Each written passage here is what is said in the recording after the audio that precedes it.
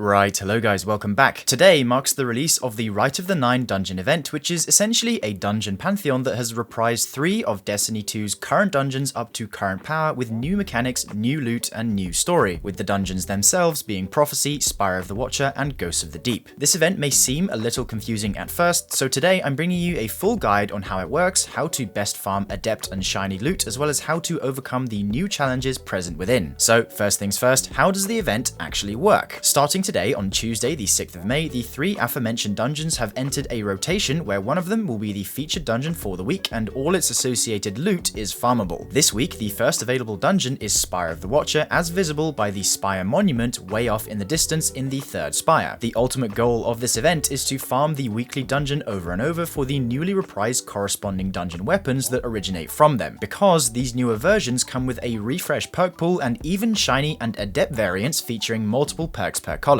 On the topic of loot, the majority of the runs I did dropped only weapons, though I did get one armor piece once, but I believe that was from just the initial completion. Repeat runs seem to only drop weapons, which is a really nice change and excellent for farming purposes. And that's basically it. Play the dungeons, farm the weapons, and hopefully get the rolls you want. So how do you start the event? When you boot up the game, you'll notice that the Eternity tab has changed slightly to reflect the addition of the new event. And in order to be in the right place, you'll want to launch the giant Rite of the Nine node. This will now take you into the 3rd Spire destination from way back in early Destiny 2, and previously the only way you could get here was by going flawless in the Trials of the Nine. Once you've arrived, the Emissary of the Nine will be waiting for you to begin your dungeoneering journey. Interacting with the Emissary will present you with a couple quests and a list of obtainable items throughout the entire event. You've got a new shader, some new emblems, and a host of bounties to complete for XP and currency. The main quests you're going to want to pay attention to are the ones listed as the Elegant Arsenal, since completing these quests is going to reward a guaranteed shiny weapon that also comes with double perks per column. This week there are currently 2 quests available, which are for the Scout Rifle Longarm and the Breached GL Wilderflight, both from the Spire of the Watcher. And assuming these quests follow a similar trend to how Into the Light did it back in the day, each week there will be 2 more quests that reward 2 more new weapons. Note that this week only 1 Elegant Arsenal quest is available, which is for the Wilderflight, but expect this to go up week over week. The quests themselves are also quite simple, since all they require you to do is complete the weekly featured dungeon on any difficulty of your choosing. But before we get into the dungeons themselves, let's take a quick tour of what else is available in this space and how the new event currencies function. Throughout the season, you've probably collected at least 1 or 2 curios of the 9 through completing seasonal challenges and been left wondering what they're used for. And well, today we finally have the answer. These curios can be exchanged at the Emissary for a disappointingly small amount of the new 2nd primary currency that the event rewards you with, and don't worry, there's no other use for your curios, so do make sure to spend them. I went in with 16 curios, which at the time was the current obtainable maximum, and received 520 nonary manifolds. So let's talk about those now, shall we? Nonary manifolds are akin to the trophies you'd get from Onslaught during Into the Light and act as a side currency you can use to obtain bonus rewards after a full dungeon clear at the 3rd Spire. The chest on the right hand side lets you spend your nonary manifolds to obtain a random weapon from the event, and it doesn't actually tell you how many you have to spend, but I'm here to tell you that it's 250 per pull. And later, when we get into the dungeon rewards section, you'll see that a full dungeon run usually provides enough to do 1 pull from the chest, so it's essentially 1 extra drop at the end of a run. However, it may be worth holding on to this currency, as it states in the description that there may be greater rewards in store for those who are patient, or perhaps this promise of plenty is merely an illusion, who can say? So maybe hold on to them, or don't. At this point we don't really know if this is true or not, but you never know. Speaking of weapons, let's quickly go over what weapons you should expect to be receiving. As I mentioned earlier, each week the dungeon that is featured can be farmed for its associated weapon pool, and each dungeon comes with 4 weapons. Spire of the Watcher is currently the weekly dungeon, and its offerings include the Breached GL Wilderflight, the High Impact Frame LMG Terminus Horizon, the Heavy Burst Sidearm Liminal Vigil, and finally the Aggressive Frame Scout Rifle Longarm. Throughout all of my playtime, I wasn't able to earn any of the other weapons from the other featured dungeons, so I'm assuming this works on a weekly lockout where you can only farm the weapons from the dungeon that is currently active. On the topic of farming, you're also able to attune to a specific weapon of your choosing to increase the chances of it dropping for you. And to do this, simply interact with the holographic model of the weapon you want to focus located behind the Emissary. And let me tell you, this seems to be a very noticeable drop rate increase. As soon as I focused Wilderflight, it seemed to be all I was getting with very few exceptions. So definitely take advantage of this when farming for a specific drop. And yes, before you mention it in the comments, I did try focusing Cold Comfort, which is the rocket from Ghosts of the Deep, but no dice. It didn't ever drop for me, reinforcing the fact that you can only farm the guns from the weekly featured dungeon. Finally, there's a couple more things present in this space, and the first is the giant gift from the 9 chest, which contains a full set of max power legendary armor and weapons from the prophecy dungeon, as well as a couple exotics too. This chest is mainly here to give new players a nice boost to their loadout if they're checking out the dungeons for the very first time. Second, if you interact with the engram on top of spawn, it plays a short intro cutscene pertaining to the event. So with that out of the way, let's get into the dungeons themselves, starting with the new difficulty options. When attempting to launch the weekly featured dungeon, you're presented with 3 different difficulty settings. The first is Explorer mode, which is a low stakes, super chill mode that acts as an introduction to the dungeon that's mainly aimed at newer players. This mode features no darkness zones, a 5-second respawn timer, weaker enemies, and a damage scalar that increases your damage the smaller your fire team, so going in solo is very much doable. Also, the encounters themselves have helpful tooltips to guide players along with the mechanics, so nothing is left to guesswork. The second difficulty is Eternity mode, which acts as the standard difficulty and is meant for people wanting less of a challenge than the next difficulty but still want something more engaging than Explorer mode. Eternity mode also features combat modifiers including Banes to make it slightly harder. For example, this week it features the Brawn modifier, which massively increases your health but stops all natural health regeneration altogether. Eternity also introduces the dungeon scoring system, which dictates the quality of the loot you receive, but more on this momentarily. Finally, the last difficulty is Ultimatum mode, which is the hardest available challenge set at a fixed -20 contest difficulty, and it's here that the modifiers from Eternity make their return with the addition of Not Swap. Not Swap makes it so swapping any exotic armor piece or ammo mismatch weapon makes you lose all of your ability energy, so you're encouraged to stick with the same build throughout an encounter to prevent this from happening, which is honestly a whole can of worms, and from my experience it honestly sucks pretty bad, but we'll have to see what the community at large thinks of this modifier. Naturally, completing the dungeon on Ultimatum mode rewards the best loot, with it being the only difficulty option that awards adept dungeon weapons. Every single drop is adept, no exceptions, and they too have the chance to come with double perks and potentially even triple perks via a shiny variant, though I don't know anyone who's got one of those yet or if they're even real. So if you want the best loot, play Ultimatum mode. So about that scoring system. As mentioned previously, playing the dungeons in Eternity or Ultimatum mode introduces this new dungeon scoring mechanic that's visible on the left hand side, and the way it works is that if you want the best rewards, don't die, because the more times you die, the lower your reward tier becomes. Gold tier is the best possible tier right now, and in order to maintain it, you can only have 1 person die. If 2 deaths occur during the same run, you drop down to silver tier and your rewards become worse. For some context on how good gold tier rewards actually are, there was one run that I unfortunately didn't record where I got 3 adept drops from killing the final boss, so definitely go for gold since you get really plentiful loot from it. We also had a silver run where I only got 1 adept from the final chest, so make sure you're not dying. After you've completed the dungeon on whatever difficulty you selected, you're now prompted to return to the emissary, and it's here that you can finish the quest from earlier and collect your guaranteed shiny weapon and additional rewards. The shiny weapon comes from the first of 3 elevated platforms surrounding the Spire, which is accessed via the elevator located behind the emissary, and on this area is a chest you can open which concludes the elegant weaponry quest and rewards you with a randomly rolled shiny weapon. It's at this point that the weekly quest chain is over and you're free to head back into the dungeons and farm to your heart's content for any weapon rolls you may desire, because yes, they are indeed repeatedly farmable, and do keep in mind that so far it seems like any encounter can drop any weapon, and given that it's Spire week, I'd strongly suggest farming either the opening encounter or the final boss Persis with gold rewards obtained. And worry not, tomorrow I'll have a guide out showcasing how you can easily and safely 2-phase this boss on Ultimatum mode with little to no trouble, so stay tuned for that. One last thing, there are 2 engram collectibles located in Spire of the Watcher this week. The first is near the end of the first underground jumping puzzle sitting on this computer on one of the hanging platforms, and the second is tucked in a corner by some boxes just as you start the drop down to the final boss arena as shown here. On another note, you can actually summon your Sparrow in the 3rd Spire, which allowed me to Sparrow fly up to the higher platforms and inspect if they had any additional loot or secrets. And as you can see, the 2nd platform has a hive chest on it, likely corresponding to Ghost of the Deep, and the 3rd platform has a prophecy chest on it, obviously corresponding to prophecy. So perhaps this means that Ghost of the Deep is next week's dungeon, then prophecy after that? Who knows? We'll have to wait and see. In the meantime, happy farming and good luck to those running Ultimatum mode and getting a taste of the contest experience. I hope you enjoyed the guide, and do feel free to leave any questions you may have down in the comments below, as I'll be happy to answer them. Anyway, that's all for today. Thank you for watching, and I'll see you in the next one. Bye for now, dear viewer.